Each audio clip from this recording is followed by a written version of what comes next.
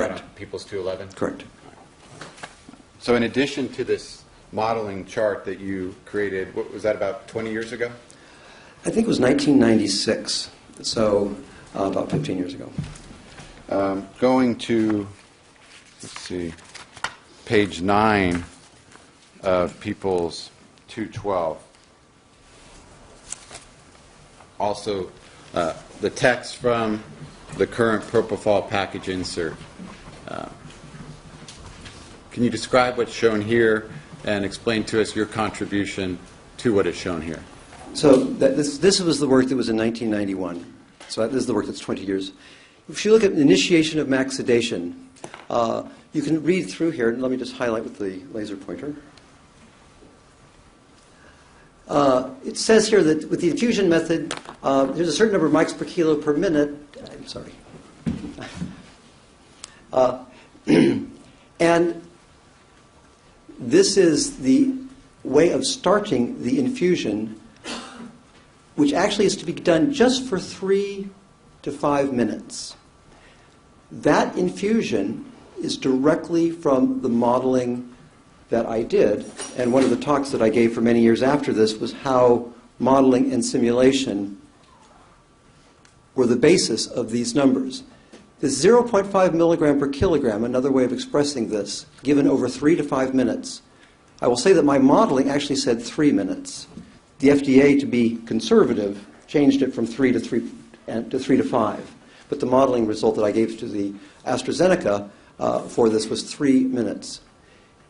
Here you can see the reduction in the elderly. In the elderly, debilitated, or this term here means ill, patients. And they say here the rate of administration should be over 3 to 5 minutes, and it should be 80%. Now that's kind of a bold statement, because for midazolam, it's thought to be half. An elderly patient needs half the dose. But the modeling that I did said for propofol, the reduction in the elderly was just a 20% reduction. They get 80% of the dose of a younger person. There was some pushback and discussion about this because that was considered to be, gee, the elderly can really tolerate that much? But it has stood the test of time.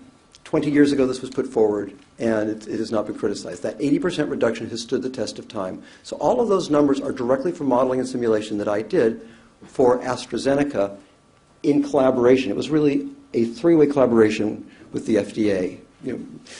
And these numbers came from your computer modeling and your simulations of drug dosaging, again, back 20, 15 years ago. Absolutely correct. But again, I emphasize anchored in data, anchored in experimental data. Now, same thing here for maintenance of max sedation. Here, all this talk, we're only talking about 3 minutes of drug delivery.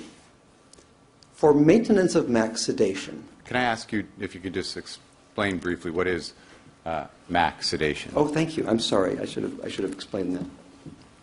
Max sedation means monitored anesthesia care. The care that you expect when an anesthesiologist is in attendance and controlling the dose and titrating the dose to produce the right drug effect and monitoring for any signs of toxicity. What does titrating the dose mean? Titrating means increasing or decreasing depending on what you see. If you don't have enough drug effect, then you will increase the dose. If you see too much drug effect or you see toxicity, then you'll decrease the dose. So that's what titration is. Titration is increasing or decreasing the dose in response to the observations that you make as you give the infusion. In addition, Dr. Shafer, to your contributions specifically to the propofol dosaging and the package insert and your modeling and simulations in that regard, since that time, 15, 20 years ago, have you continued to have regular involvement with the FDA as well as make regular contributions to this area of this science? Yes. I've been a special government employee of the Food and Drug Administration for a number of years, although I didn't get my current package back to them, so I'm not sure if it's currently in force. It might or might not be. But I've worked with the FDA for about 20 years, have numerous colleagues and regular dialogue with people at the FDA. From 2002 to 2006, I was a member of the Anesthesia and Life Support Drug Advisory Committee. That is a committee of scientists and clinicians external to the Food and Drug Administration that the FDA will go to for guidance about new drugs or about old drugs that have problems. So I was a member of that committee from 2002 to 2006, and from 2004 to 2006, I served as the chair of the advisory. Is it called advisory committee or advisory panel? One or the other, but I think it's called advisory committee, and I served as the chair of the advisory committee from 2004 to 2006.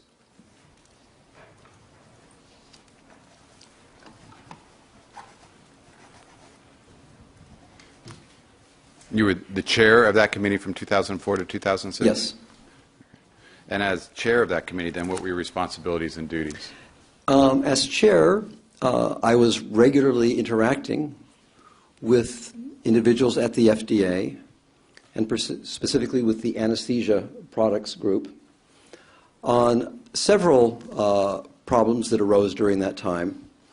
And also when there is a meeting, you interact with the people at the FDA to help set an agenda, help establish what material needs to be seen by the scientist so that in a one-day meeting you can make an informed judgment. So I would put together with the FDA material, and they would then distribute that material to the members of the panel for evaluation. It was a fairly close working relationship. Now, you have used some terminology. I want to ask you about a couple things, and I'd ask you to go slowly. Sorry. What is meant by the term pharmacokinetics? Okay. So the word pharma relates to an old Greek word. It means drug. So pharma anything will be drug something, a pharmaceutical company. So pharma means drugs, and kinetics means motion. So pharmacokinetics is about drugs in motion. So what does that mean? When you give a drug to a patient, it undergoes several processes. There are several motions that apply. The first thing that happens is that if you take sort of if you take a concentrated drug as in this laser pointer, and you pour it into the patient, it gets diluted by the volume, it gets diluted by the water in the patient. So it starts out very concentrated in the syringe, but inside the patient it goes into the blood and it becomes more dilute. And so that's part of pharmacokinetics, the dilution of drug when it's administered to a patient. But it doesn't just go into the water and sit there. The water is really blood, and the blood is in motion. So the bloodstream takes the drug everywhere in the body. As the bloodstream takes the drug and delivers it to your brain, well, if it's a drug that acts in the brain, that's how you get a drug effect. But the bloodstream will also take and move the drug through to the liver. And in anesthesia, most of the drugs that we deal with in anesthesia are metabolized in the liver. So part of pharmacokinetics is saying, okay, what happens to these molecules of drug? They get diluted into the blood, then the blood takes the drug to the liver, and then the liver chews up the drug and renders it inactive. So that's all part of pharmacokinetics. Part of pharmacokinetics is also what happens to the pieces of the drug after the liver has chewed it up. What happens to those pieces? Well, they may go into the blood, or they may come out in the bile. The liver forms bile, and it comes out in the bile, it then goes into your intestines, because that's where the bile goes, and it passes on through your intestines. That's all part of pharmacokinetics. However, the chunks, the pieces of the drug that the liver creates also go back into the blood. And from there they may go to the kidneys. And the kidneys will remove the drug. And that's all part of pharmacokinetics. So pharmacokinetics is about drug movement, drug being diluted into the body, drug going to tissues like the brain I mentioned, or maybe the drug goes into fat and the drug just moves into the fat. Moving the drug to the liver, metabolism, and then potentially moving the drug either into the bowel or into the urine. And Dr. Shafer, it's fair to say this is a highly specialized field of study, pharmacokinetics? Yes, it's a part of the science of pharmacometrics that I talked about earlier. So pharmacometrics is all the math and science about drug dosing. Pharmacokinetics is specifically about the part of it that relates giving the molecule to the fate of that molecule in the body. And you are an expert and, in fact, have published extensively in this field of propofol pharmacokinetics? Yes, I believe I have 19 papers specifically looking at propofol pharmacokinetics. Specific to propofol? Specific to propofol. Have you published any papers with Dr. White? Oh, yes. My very first paper on propofol pharmacokinetics, the first author was Audrey Shafer. Audrey did the analysis of pharmacokinetics in that paper, so that's her analysis. Paul is the principal investigator on that manuscript, and my contribution to that manuscript was really a little bit of the mathematics and mostly computer programming. Did you, in fact, develop the software to do the modeling that was relied upon in that first paper you did with Dr. White? I developed a module of the software. The program was something called Make Model, written by a gentleman named Nick Holford, well-respected scientist in the field. But the infusions, the dripping, in this study, Dr. White had infused the drug, and he had made multiple changes in the infusion rate because he was titrating up and down. To handle all those changes, I had to write specialized modules so that the program could accept a constantly changing drug concentration and changing infusion rate, because the program didn't know how to do that. So I wrote that part of the software. The other part of the software I developed was for what's called a three-compartment model. This gets a little bit confusing, but suffice to say that in the case of propofol, you need a little more mathematics to handle it. And I implemented that mathematics in the software so that Audrey Shafer was able to do the analysis. But the analysis was Audrey's. And did the module you created for that early paper, did the software run simulations as Yes. it relates to the propofol infusion? Yes. And what is a simulation, first of all? Okay. A simulation is taking a dose of drug and saying, if this was the model, if I put drug into this cup, and I'm going to just think that this cup has, I don't know, we'll call it a cup of water, a simulation would be what's the concentration in the cup? You do a calculation. If I then say, well, I'm going to extract so much drug every minute from this cup, you'd say, well, I can calculate that too. And that's what a simulation is. You project what you think will happen based upon what you know about the body and what you know about the drug.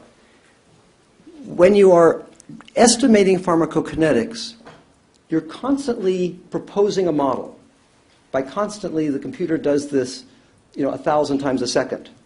It proposes a model, and then it asks the question, is this model consistent with what you saw in your study? If the model explains what you saw in the study, it's probably a pretty good model. If you propose a model and the model then simulates the concentrations, and those concentrations don't look like what you saw in the study, then it's a bad model.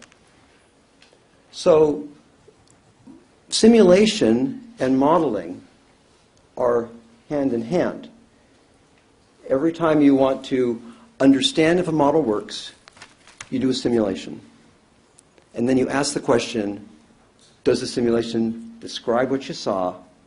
And if it doesn't, you propose another model that's kind of close. Try to figure out what's wrong, what's right about the model, and what's wrong. And you do that literally thousands of times a second until you come up with a model that describes your data. Mr. Walden, let us know when it's appropriate to break. This is fine, Your Honor. Okay. May I see counsel for just a moment?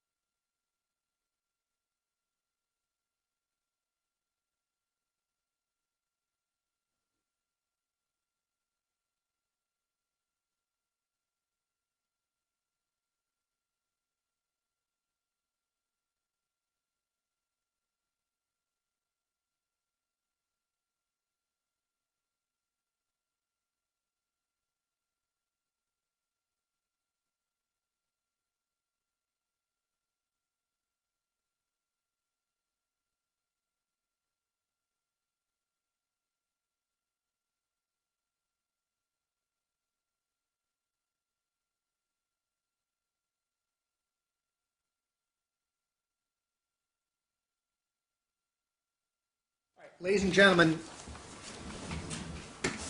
as I indicated, we're not going to be in session tomorrow because of witness scheduling. We're also not going to be in session this afternoon because of witness scheduling.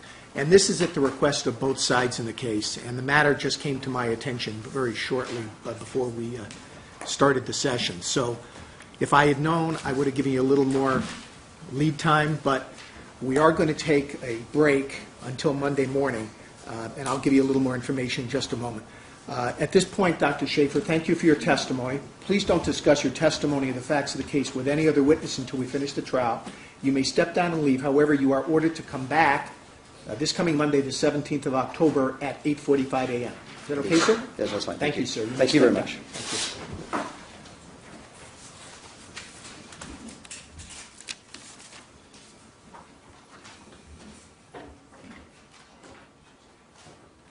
All right, ladies and gentlemen, we are going to take the Thursday and Friday recesses and adjournments this time. And because it's a rather lengthy recess and adjournment, I will, of course, instruct you as to these very, very important admonitions. Yes. Oh, there's a stipulation, I believe. You want to enter to it right now? If that's agreeable. That's fine. Now, the parties have agreed to certain facts in the form of stipulation. And Mr. Waldman will read it. Do you want it, is it going to be written and also as an exhibit or not? It's a written exhibit. All right, 213? Yes, Your Honor. All right. There's a stipulation in writing. That way you don't have to feverishly start writing everything down, but you can as it's being read to you. Stipulation marked 213. Mr. Waldman. And just for everyone's benefit, this relates to previous exhibit, People's 167, the fingerprint stipulation. It's supplemental to that. People's 29, known as LAPD item 110, the saline bag with cut, was examined. A total of 4 latent prints were recovered from the saline bag. The 4 latent prints were located in the areas marked by the black lines on the saline bag. The prints were identifiable, however, no identification was made from the prints. stipulated by the people. Yes, Your Honor. By the defense, Mr. Chernoff? This is a stipulation we'll agree to. Thank you. The stipulation is accepted by the court. As I mentioned to you, ladies and gentlemen, when the parties stipulate, that means they accept the facts as true, and the jurors must as well. And so this stipulation is in writing. You'll have it as People's 213. Can I do my thing now, Mr. Wallgren? Of course, Your Honor. Mr. Chernoff? Yes, Judge. Thank you. Ladies and gentlemen, please follow these admonitions, and you can repeat them after me because you know them, but you can mouth them along with me. Do not discuss this case among yourselves or with anyone else, or form or express any opinions about this case until it is submitted finally to you. Do not visit any scene or location that may have been referenced, mentioned, or involved in the case. Don't perform any experiments, or on your own or through another person, conduct any independent investigation or research on any topics, subjects, or persons mentioned or involved in the case. Do not come into contact with any television or radio programs, newspaper or magazine articles, or books regarding any of these topics, subjects, or persons. Don't access on your own or through another person any internet websites whatsoever, including but not limited to any search engine sites such as Google, Ask, or Bing, or social networking sites, including but not limited to MySpace or Facebook, or text or tweet, or access any blogs, or post any messages on any sources regarding any topics, subjects, or persons mentioned or involved in the case. Please have no contact whatsoever with the defendant, the attorneys, the witnesses, or spectators. Don't allow anyone to approach you to enter into any discussion regarding any topics, subjects, or persons mentioned or involved in the case. Don't allow any person to provide you with contact information so that at a later point in time you can contact a person or organization with regard to this case. If anyone tries to contact you in this regard, immediately cease the contact or conversation and notify the court staff and security.